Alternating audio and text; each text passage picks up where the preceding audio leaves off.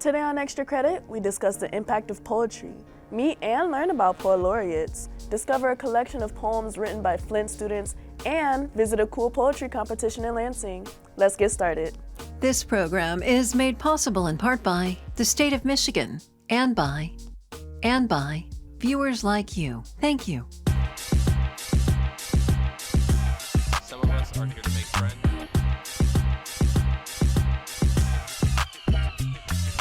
Students sign their name to make it their own. Really, this show is about hearing from us.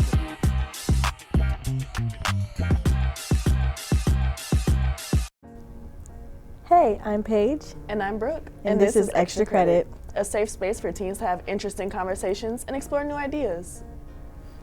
So Brooke, what are we talking about today? Today, we're going to go on an adventure through Michigan's world of poetry. What about poetry? Well, I'm going to show you guys what happened on my trip to Lansing and how it was like to watch the Poetry Out Loud competition.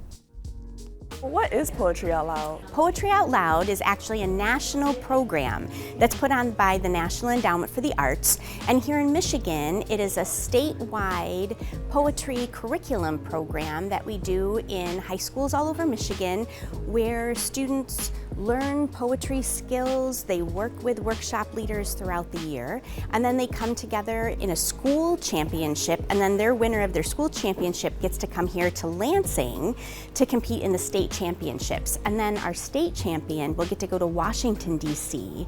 to compete against all of the other Poetry Out Loud state champions. And there's college scholarship opportunities with this. So in a nutshell, that's kind of, what the program is at a state and national level. So how have students changed after participating in Poetry Out Loud? Sure, so we hear from students a lot that they leave this experience feeling more confident speaking in front of public audiences. They feel more confident in pursuing creative endeavors. I think there's a lot of skills that are built through this program. One, it takes a whole lot of courage to do this. You're standing up in front of people, you've memorized 3 poems, and you have to perform it. And then, there also is learning how to work with others at your school, at the state competition, and I think that just really instills a level of, confidence and perseverance that you might not get in other experiences. Forward the light brigade, charge for the guns, he said. Into the valley of death rode the 600. Forward the light brigade! Was there a man dismayed? Not though the soldier knew. What, are you expecting from the competition? I'm mostly just expecting to watch some good recitations. As far as myself, I'm expecting a few mistakes, but I think it'll be really fun. It'll be a really great opportunity. You had to put a lot of hard work into this, and so what have you kind of learned about poetry? A lot about how much your interpretation of the poetry can come out and how you read it and how important it is for you to understand what you're reading to give the best performance, I think is what I've really learned. How did you feel about the competition so far? It's great. It's really inspiring. This is the 8th year that my school has sent a champion, but it's the 2nd year that I've been able to bring all my kids, and it's super inspiring for them. What's your history of poetry? So I'm a poet myself, so I'm partial to this event. But as a teacher, I love teaching poetry. First of all, it's an essential part of communicating between humans, right? From ancient times all the way to the present, transferring emotion, transferring ideas. A teacher of mine once told me poetry isn't about life, it is life. How did you prepare for Poetry Out Loud? Memorizing a lot, reciting a lot. I worked with one of my teachers from school, and we just did them over and over again and just really dug into every poem and stripped back down to the meaning and what it meant to me and my relationships with the text, and really just dug into everything in order to get really close with it. That sounds so interesting. Would you have signed up to be in a competition like that?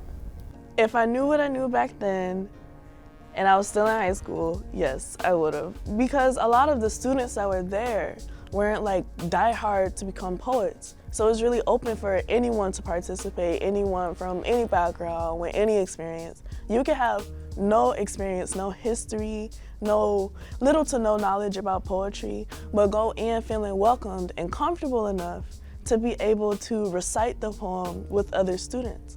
And so to be with a lot of other high school students from all around the state coming to recite poems, some of them the same as each other, similar, and to recite them and welcome and befriend each other and to be in the same space.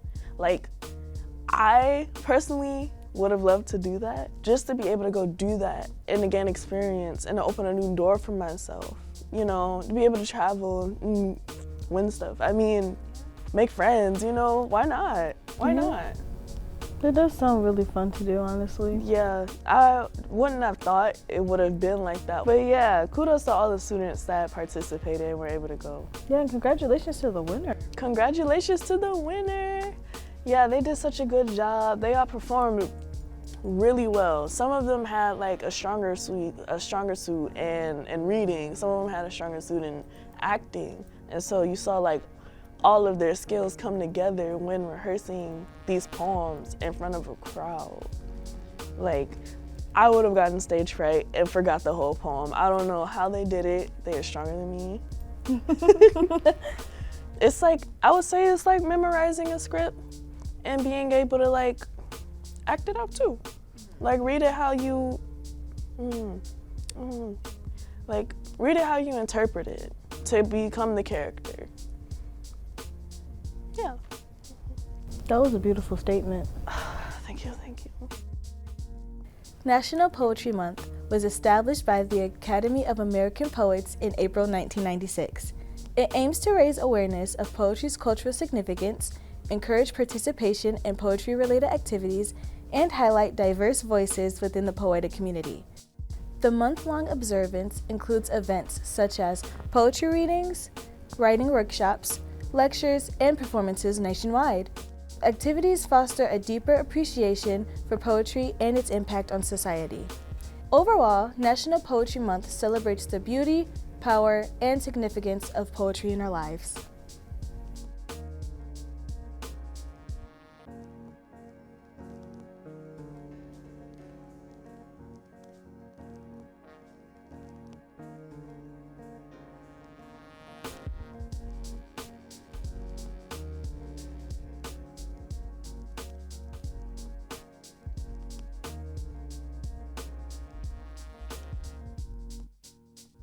Many communities and organizations uphold Poets Laureate during National Poetry Month. These poets often organize activities that promote poetry, like hosting poetry readings, offering workshops, and advocating for the arts. They may also write poems for special occasions or address social and cultural issues. A Poet Laureate uses their platform to influence and inspire creativity, help foster a deeper appreciation for literature, and celebrate the power of poetry. My name is Masaki Takahashi. I'm the current Poet Laureate of Lansing, Michigan. I am the city-appointed Poet Laureate. I like to spread poetry around the city. I run a lot of workshops within the public school systems, and I host a lot of events. The things I did before I was Poet Laureate and the things I did during and the things I am doing after are the same thing though, because I just love what I do. The Poetry Room is an open mic that I turned into a nonprofit. The mission of it is to hold space for people of color. I like to have us share stories, work on our craft. It doesn't mean just for people of color, but that is something that I wanted to really hold space for, especially. Historically, the people who have been marginalized do not get to tell their story, and somebody else tells their story for them. So this is a space that we learn to better our craft and sharpen ourselves to tell our stories. Butcher My Name was birthed from constantly hearing somebody go, sorry to butcher your name, and then I was like, I gotta flip that somehow, butcher my name. And it was something that I think a lot of people may have gone through this, in the sense of, I am introducing my culture. I never changed my name for anybody because it was introducing my culture to people, and I made sure to correct people. I never Americanized my name because it was just the one I had to fight for, and that was the history of my name, and that's why it was so important to me. As a child, I did struggle with my own identity. Being Asian American, often I didn't belong in any type of group because there wasn't many of us. I didn't feel as though I fit any kind of stereotype or I had to be this certain way. I was just very much myself, and that was the only way that I learned how to be. Often I was more drawn into hip hop, and those were the kids that I hung out with just because we had that commonality. So it usually ended up being more people of color that I hung out with, and I noticed that every one of them was fighting for their own identity as well in a city that was primarily white. When I was younger and when I started writing, it was because of rap, hip hop, rap battles in particular. When I was 15, 16 years old, I saw Freestyle Friday on BET, where MC Jin becomes the first Asian American rapper to be signed to a major record label, which was Rough Riders. That inspired me to really defend myself, and all the times I was teased for being Asian American, to fire back and to stand for myself and to be proud, very proud of who I am and my culture. I hope that you are proud of being who you are. It's very hard to be a young person. I know I can't imagine going through that time again, but it also was very informative in who I was and being prideful of who I am. Sometimes it's hard, but I'm thankful for everything that I go through because it made me exactly who I am and gave me the stories to tell, and it became that much more powerful. As the meat clerk yells out, "Order up for Makishi, Miyaki, Masago." Is it you? It's Masaki, actually. I think to myself after I correct the pronunciation of my name, where do they get these other letters from? Like Miyaki, really?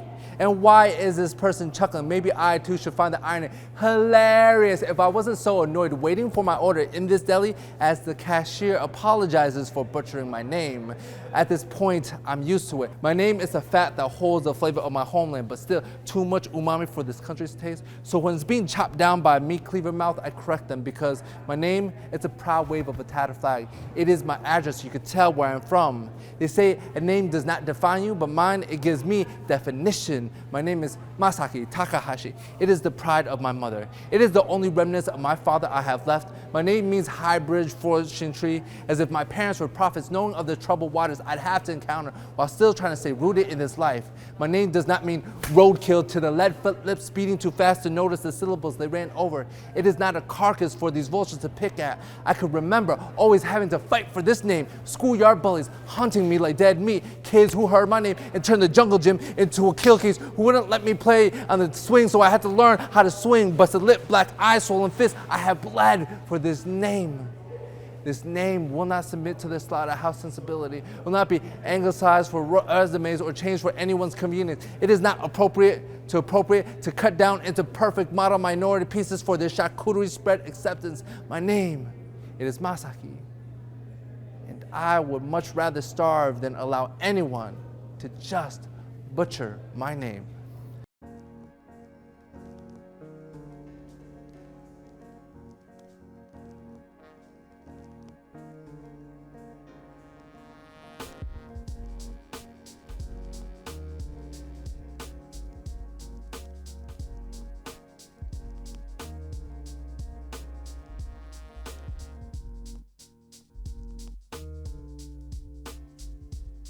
In 2023, award-winning poet Nandi Comer was selected as Michigan's Poet Laureate. In praise of more important things, praise brown legs and tan palms. Praise the audacity of kindness and hope and goodness. Praise the sacred basement sweat and rub, the weight of an overloaded family reunion cookout plate. Praise every smack and licked finger. Praise the skillet, crock pot, and baking pan soiled and piled up in every Labor Day kitchen sink. Praise the hands that will clean them. Praise the morning dweller in her lake cottage, recording all our unimportant things. Praise her eyes and her hand and her pen. She is the first poet to have this title since 1959.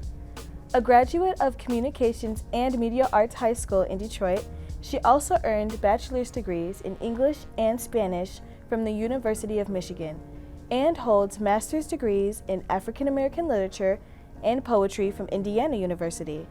As Michigan's Poet Laureate, Nandi travels throughout the state as an ambassador for the art form of poetry, teaching workshops, hosting events, and helping others craft their unique stories through poetry. I was able to have an experience with Nandi. She hosted a workshop the Friday of the event.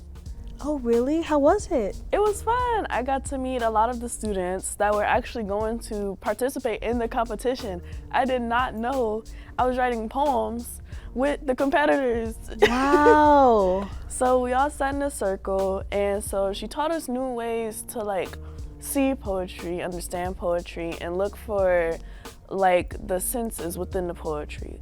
And we went into writing our own poems. We did this sensory exercise where we went back to find a memory and we explored the senses of that surrounding area. Like, how did it feel? What were we tasting if we were eating? Where were we? Who was around us? Like, what did we hear, taste, smell, feel? All that stuff, see? So we went through that and we opened our eyes and wrote the poems. And a lot of us shared our poems. And the more we shared, the more people were feeling confident enough. Like, they let a lot of people go and were able to read. And so that was great. I read my poem, and I think it was a good experience. Like, mine was very vague, but I got to talk about what I wanted to talk about and get something off of my chest, even though nobody knew exactly or explicitly what I was talking about. So it was a really great exercise, a really great workshop to find a new way to explore, journal, and express yourself.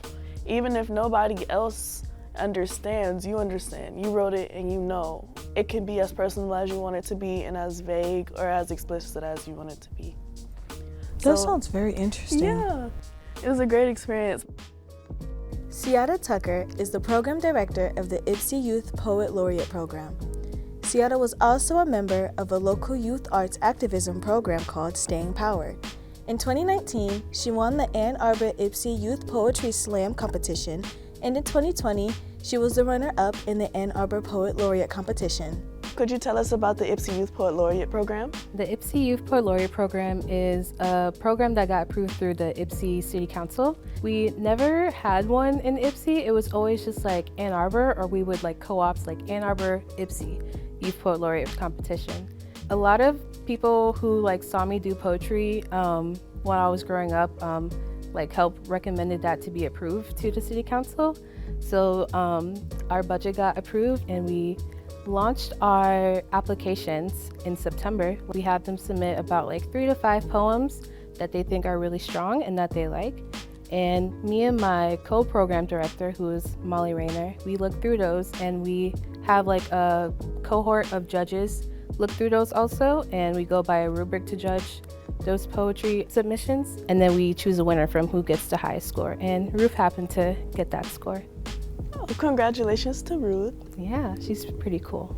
What are some of the characteristics that you are looking for when choosing a winner? Usually we look for imagery. I think imagery is very important when it comes to poetry, so we can like see like the scenery of what you're writing about. I feel like that's super important. Like, do you have emotion in the poem? Are you explaining a story? Is there storytelling?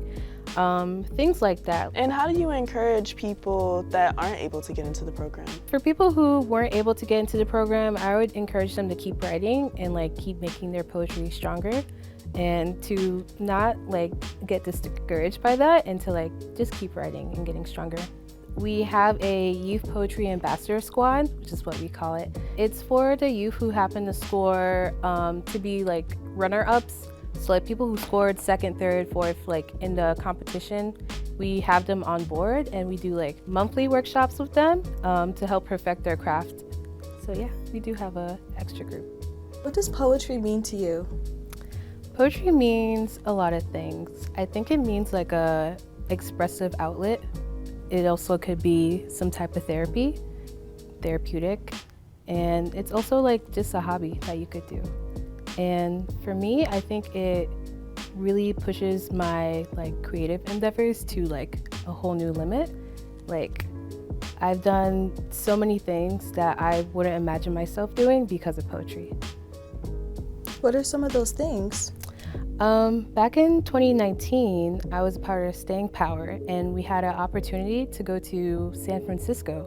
And with that trip, we had like a sort of cultural exchange with a different nonprofit with teens. And we kind of saw how their neighborhood was, where they grew up, and then they came over to Ypsi and they saw how we grew up in our neighborhood. So I never had anything like that before, and I thought that was a really cool experience. Thank you for coming today. We really appreciate you having this interview with us. Thanks for having me. The UP Poet Laureate and Bartley Siegel came into our class to do sort of a poetry writing workshop. We talked about drawing inspiration from nature and from sort of where we grew up, growing up in the UP. So that was sort of the basis of my poem, my inspiration. I remembered thunderstorms were always my favorite part of summer as a kid, and sharing that with my younger sister. So that was kind of where the idea came from, and it grew from there. Thunderstorm. We stand barefoot in the mud, watching the water purl off telephone wires and eaves, wind shaking droplets of rain from the leaves above us. I am 12 and she is 8, her face a younger copy of mine, but with bluer eyes, softer. She asks if rain is just God crying. I tell her thunder is just angels bowling, nothing to fear. I tell her, come on, let's go inside, the lightning started.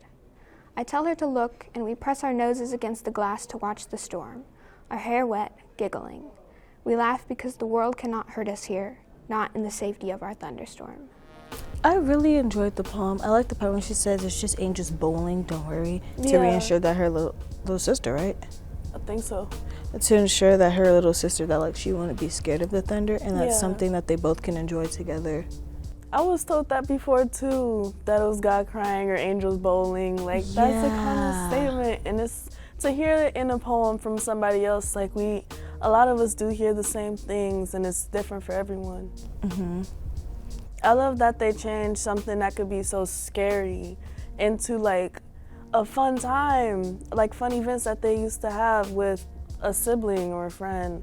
You know, instead of it just being a scary thunderstorm, they go out to play. Like, I think that's awesome as long as they don't get sick. Flint Mural Poems is a collection of poems written by students at Carman-Ainsworth High School at the Flint Public Art Project. The project not only beautifies the city, but also serves as a platform for storytelling and cultural exchange. The poems often touch on topics such as identity, social justice, and environmental stewardship. The connection of murals and poetry helps spark important conversations and inspires positive change.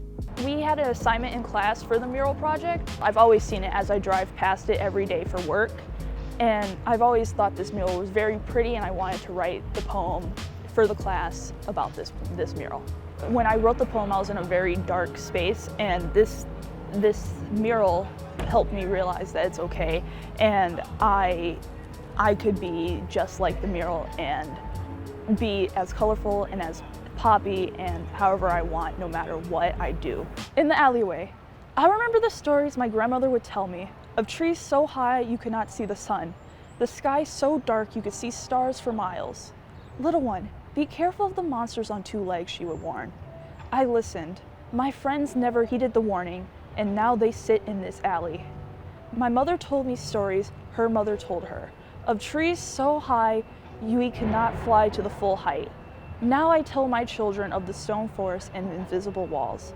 Be careful of the stone forest. Most listened, others didn't. Now they sit in this alley. I remember as a kid when I played with my siblings, always remembering my parents' words. Don't get too close to the stone forest. I always listened, but the forest I called home got smaller and smaller. I needed supplies, so I ventured into the stone forest. Now I sit in this alley.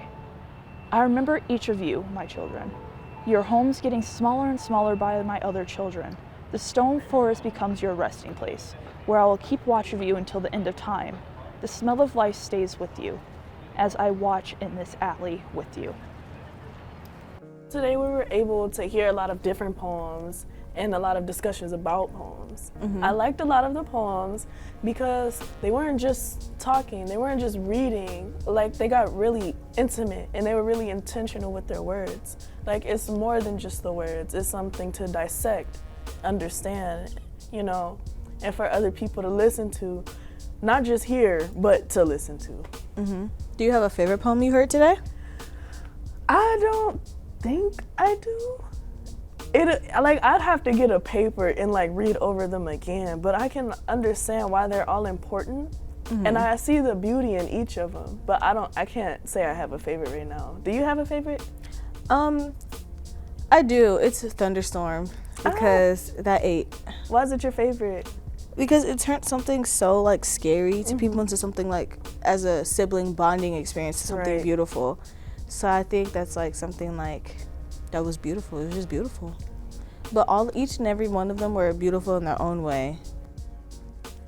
Learning how to make and creating poems can be so fun and become a new form of self-expression. Why not try creating a poem today?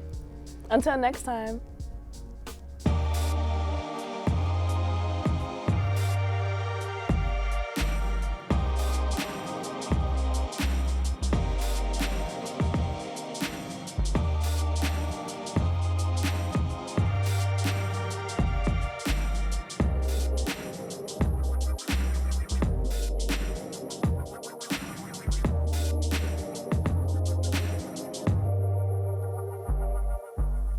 This program is made possible in part by the state of Michigan and by viewers like you. Thank you.